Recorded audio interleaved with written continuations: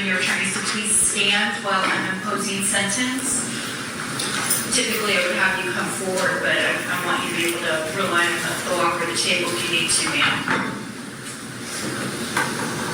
So, and I just want to take this opportunity to remind everyone as well that no outbursts or emotional expressions will be tolerated. You'll be removed from the program if that does happen. So to kind of reiterate, Ms. Gilland, you're here on the counts that your attorney stated. You've got the 1 count of assisting self-murder or manslaughter, 2 counts of aggravated assault with a firearm, and those refer to Mr. Jackson, the security officer, and Mr. Aponte, both of whom testified here today. And then you have that 4th count of aggravated assault on a law enforcement officer with a firearm. And there were 6 officers who were named as victims in count 4 of the indictment.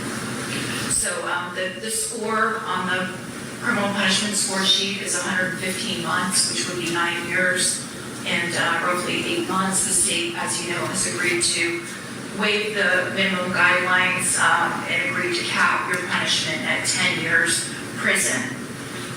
And I first want to talk about some of the testimony that I've heard today. And Ms. Gilland, I accept your testimony today that you've given with respect to the fact that Jerry was suicidal. I know there's no records that document that, but I accept what you stated, that he told you and continued to express that he was suicidal. I think that makes sense, that a husband would confide in his wife of 53 years with respect to his serious emotional condition. I accept your testimony, ma'am, that his condition was worsening. Can you hear me okay? Yes. Okay. I accept your testimony that you and Jerry jointly decided to commit suicide, that you believe that was the only way out. And I accept your testimony that you do not remember staff informing you about comfort care or hospice. I think the doctor testified honestly with respect to what hospital procedure is, but I think it's highly likely that either didn't happen or that you don't remember it. Also, I accept Dr. Danziger's testimony that you continue to not be a risk of danger in the community and that you were suffering from some sort of mental health episode on the date of the incident. I want to point out that, as everybody knows, this is not just a case about you and your terminally ill or very ill husband, because we've heard from the fact, from the testimony today, that there are many other victims in this case. And by entering your plea, you've admitted to having pointed a firearm at 2 hospital employees. You've admitted to having pointed a firearm at many Daytona Beach police officers as well. And we've heard today that there were 34 patients, 33 other patients on that floor who potentially had their their medical treatment disrupted, not to mention putting them in fear for their lives and perhaps their family as well.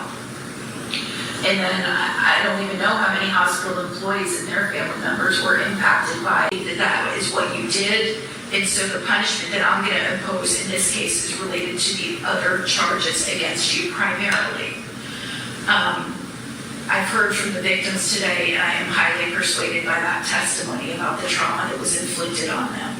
So, ma'am, I am going to adjudicate you guilty. You will be a convicted felon as a result of this incident.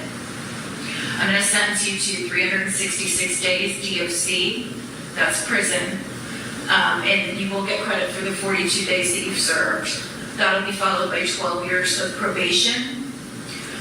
The probationary terms are that you have to write letters of apology to the civilian victims and the 6 law enforcement victims that were identified in the indictment. And then this is an important part of the sentence as well.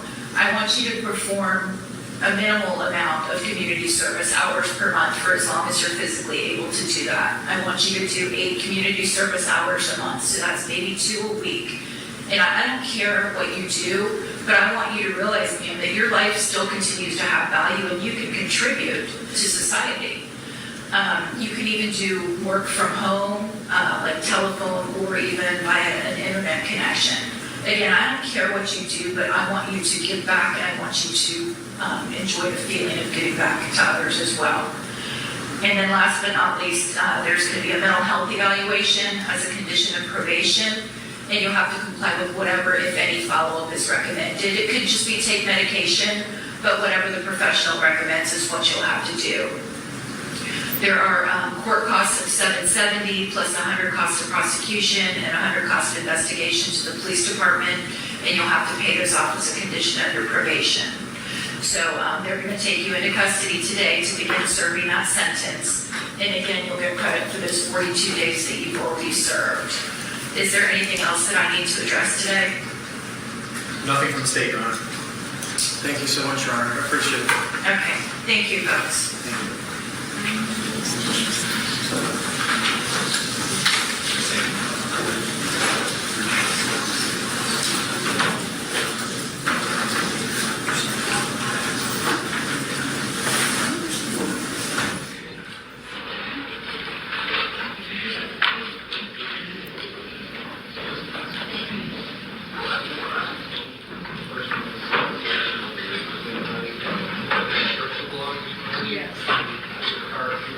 That has to be left.